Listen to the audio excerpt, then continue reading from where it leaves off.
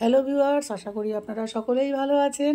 আজকে আমি আপনাদের সাথে শেয়ার করব একটা ডেজার্ট রেসিপি। একটা সাধারণ আমরা সব সময় যে জিনিসটা বানাই সেটাকেই একটু দুই ধরনের ভিন্ন স্বাদের আমি এটাকে বানিয়েছি এবং এটা দুর্দান্ত হয়েছিল খেতে। এবং নিমেষের মধ্যে আমার পুরো প্লেট ফাঁকা হয়ে গিয়েছিল। এত সবাই পছন্দ করেছে। আপনারা এটা বাড়িতে তৈরি করুন, খুব সহজ পদ্ধতি। আমি প্রথমে একটু দুধ নিয়েছি, মিল্ক পাউডার নিয়ে নর্মাল টেম্পারেচার যে লিকুইড যে নর্মাল মিল্ক থাকে, একটা ঘন দুধের ব্যাটার মতন তৈরি করে আগের থেকে রেখে দিয়েছিলাম। একটু ভালো করে গুলতে হবে, কেন লাম্প যদি থাকে তাহলে এটা খেতে ভালো লাগবে না। একদম লাম্প ফ্রি, একটু সময় নিয়ে হালকা হাতে আমি এটাকে তৈরি করে আগের থেকে রেখে দিয়েছিলাম। আপনারা এটাকে নর্মাল দুধও একটু ঘন করে করতে পারেন, কিন্তু মিল্ক পাউডার দিলে একটু টেস্টটা ভালো হয়। আপনারা এটাকে মিল্ক পাউডার দিয়েই তৈরি করবেন, ভালো লাগবে খেতে। এবার একটা কড়াই বসিয়ে দিয়েছি, দিয়ে দিচ্ছি বনস্পতি, মানে আমরা বাংলা যেটাকে ডালডা বলি। আপনারা ইচ্ছা করলে এটা ঘি দিয়েও করতে পারেন।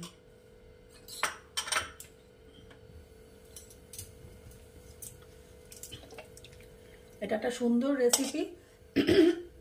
প্রথমে মনে হতে পারে যে এটা তো নর্মাল রেসিপি, এটা কি এমন নতুনত্ব আছে, কিন্তু এটা টুইস্ট আছে হচ্ছে সবার শেষে। এটা এত সুন্দর হয় খেতে এবং একটা ইউনিক, চেনা জিনিস অচেনাভাবে খাওয়া। কড়াই গরম হয়ে যাচ্ছে, আমি দিয়ে দিচ্ছি সিমুই বা ভার্মিসেলি। এটা রোস্টেড আছে, তবুও আমি একটুখানি ভেজে নেব।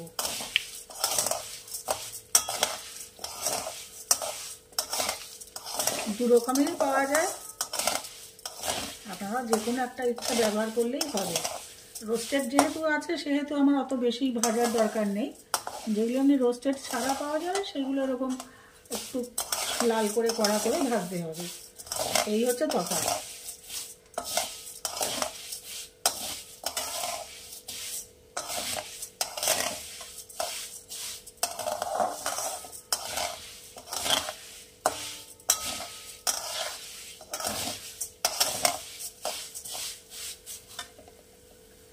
ব্যাস, এটা ভাজা হয়ে গেছে।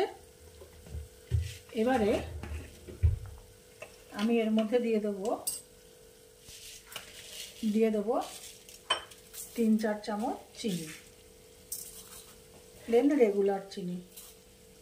এখন আমি এখানে 4 চামচই দিলাম, পরে আবার দেবো, এটাকে পরে আবার চিনি দেবো। এবার চিনি দিয়ে এটাকে একটুখানি হালকা আছে আমি এটাকে আবার ভাজবো, মানে যতক্ষণ না চিনিটা গলছে।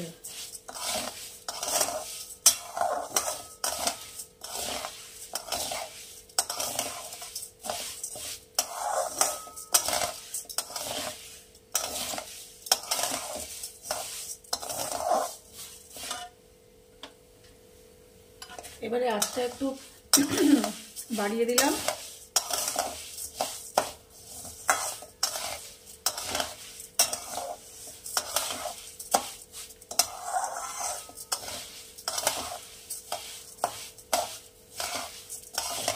এবারে দিয়ে দেবো এর মধ্যে আগের থেকে দুধ জাল দিয়ে রেখেছিলাম, দিলাম।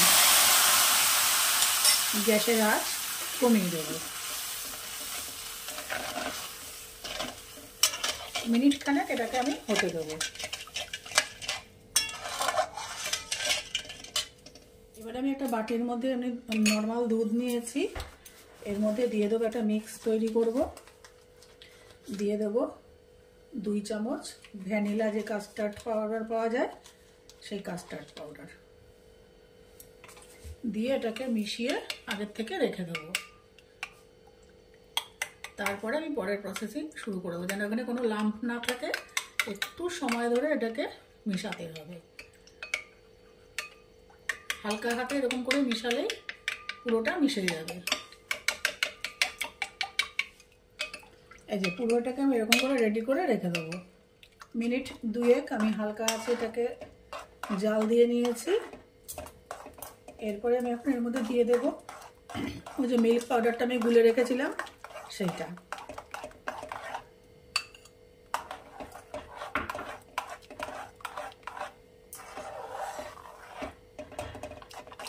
আরও মিনিট দুয়েক আমি এটাকে হালকা আছে হতে দেবো। মিনিট দুয়েক পর আমি এর মধ্যে দিয়ে দিচ্ছি 5 বড় চামচ চিনি। আপনারা সিমুইয়ের পরিমাণ বা দুধের পরিমাণ অনুযায়ী আপনারা কে কেমন মিষ্টি খান সেই বুঝে মিষ্টিটা অ্যাড করবেন। এবারে দিয়ে দেব কিছু কিশমিশ, এবারে দিয়ে দেব কিছু কাজু বাদাম,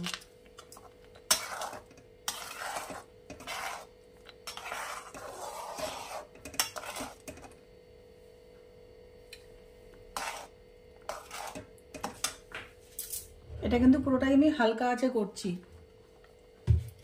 বেশি আঁচ দেওয়া যাবে না। দিয়ে দিচ্ছি 1 পিঞ্চ মতো লবণ।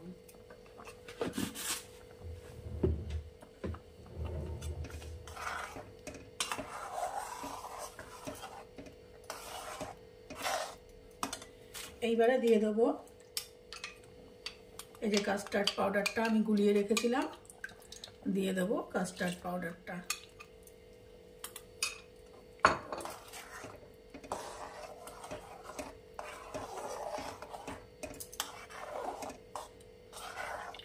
আচ্ছা, আমার এর পরবর্তী কাজটা হচ্ছে এইটাকে ঠান্ডা হয়ে যাওয়ার পরে এটাকে আমি এখন ঠান্ডা হতে দেব, দিয়ে আমি এর পরের স্টেপে যাব। যতক্ষণ না এটা ঠান্ডা হবে ততক্ষণ আমি পরের স্টেপে যেতে পারবো না।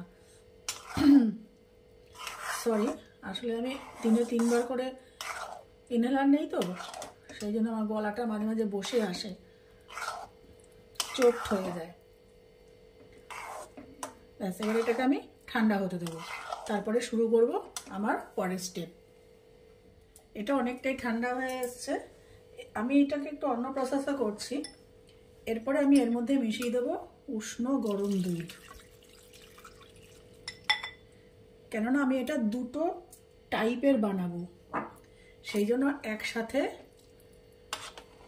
দিলাম না।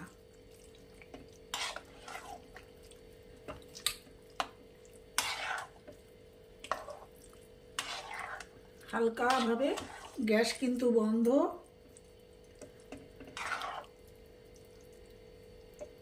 পুরো এরকম এটাকে মিশিয়ে নেব।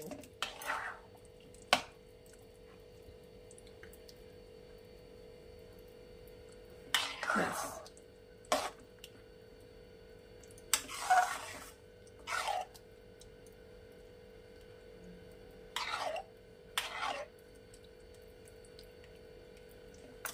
এইবারে আমি এটাকে দুটো পার্টে ভাগ করে নিচ্ছি।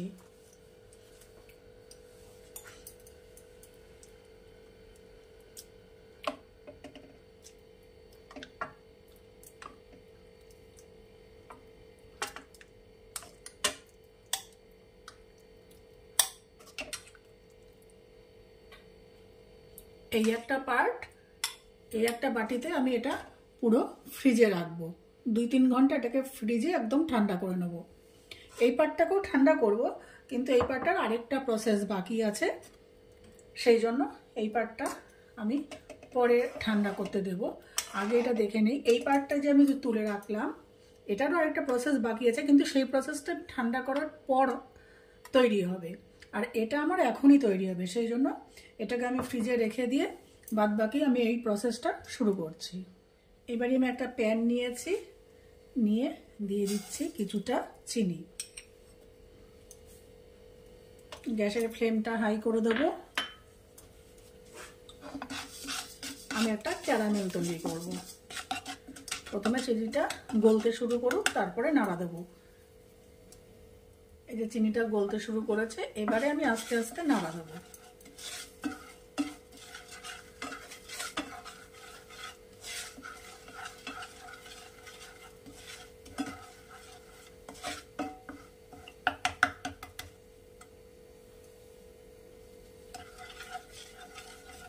গ্যাসের ফ্লেমটা এবারে আমি কমিয়ে দেবো, নাহলে পুড়ে যাবে চিনিটা, তেতো হয়ে যাবে পুরো।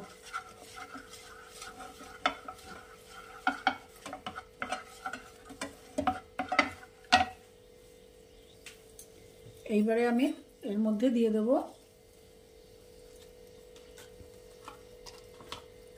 একটু বাটার।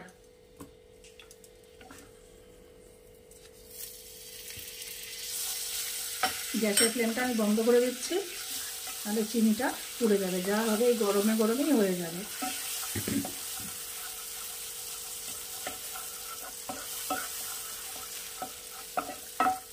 চিনিটা বেশি পুড়ে গেলে একদম তেতো ভাব চলে আসবে, সেটা আবার খেতে ভালো লাগবে না।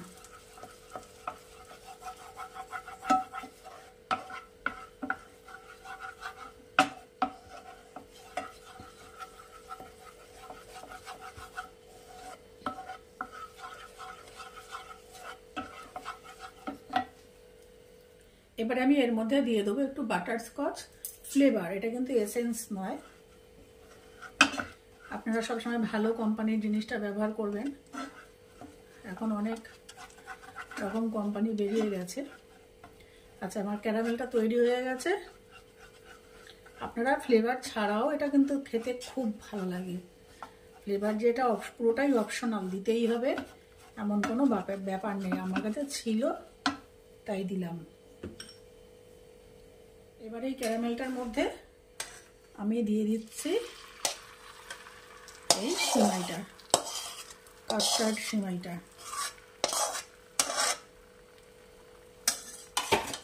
দিয়ে এবারে আমি এটাকে ভালো করে নাড়া দেবো।